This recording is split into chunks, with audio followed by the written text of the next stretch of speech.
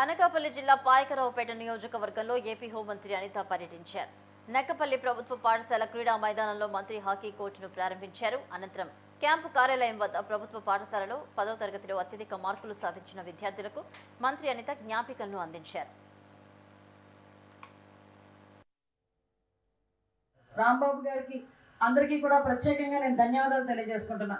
ఎక్కడో పాయకరావుపేట నియోజకవర్గం అంటేనే వెనుకబడిన నియోజకవర్గం కింద మామూలుగా అనుకుంటూ ఉంటారు.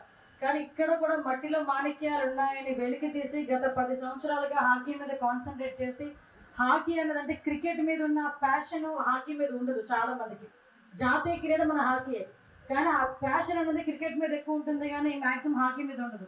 అటువంటిది ఇక్కడున్న జనాలందరికీ కూడా హాకీ మీద ఇంట్రెస్ట్ కల్పించడం ఒక ఎత్తు అయితే, ఆ హాకీని కూడా ఒక ప్యాషనేట్గా మార్చి తల్లిదండ్రులను కూడా ఎంకరేజ్ చేసి పిల్లల్ని ఆ కోచింగ్కి పంపించే పొజిషన్ తీసుకొచ్చినందుకు ప్రత్యేకంగా అందరికీ కూడా ధన్యవాదాలు తెలియజేసుకుంటున్నాం.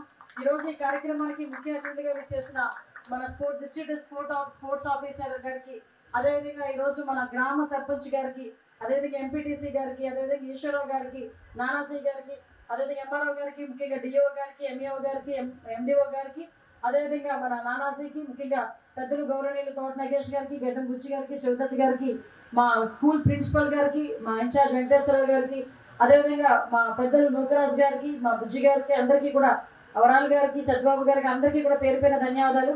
స్టేజ్ మీద అవకాశం లేదు కానీ అందరికీ స్టేజ్ మీద కూర్చోగలిగిన పెద్దలందరూ ఉన్నారు. వాళ్ళందరికీ కూడా ప్రత్యేకంగా ధన్యవాదాలు తెలియజేసుకుంటున్నా.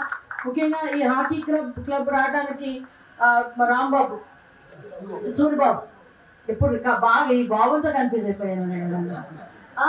సూరిబాబు ముఖ్యంగా నేను చాలా ప్రౌడ్గా చెప్తున్నా, మా డిపార్ట్మెంట్లో అబ్బాయి ఈరోజు ఆ డిపార్ట్మెంట్లో పనిచేసుకుంటూ కూడా ప్రజలకు ఎంతో కొంత సేవ చేయాలి అని చెప్పి తనకున్న ప్యాషన్ని నలుగురికి పంచడం నిజంగా చాలా స్ఫూర్తిదాయకమైన విషయం. రాంబాబు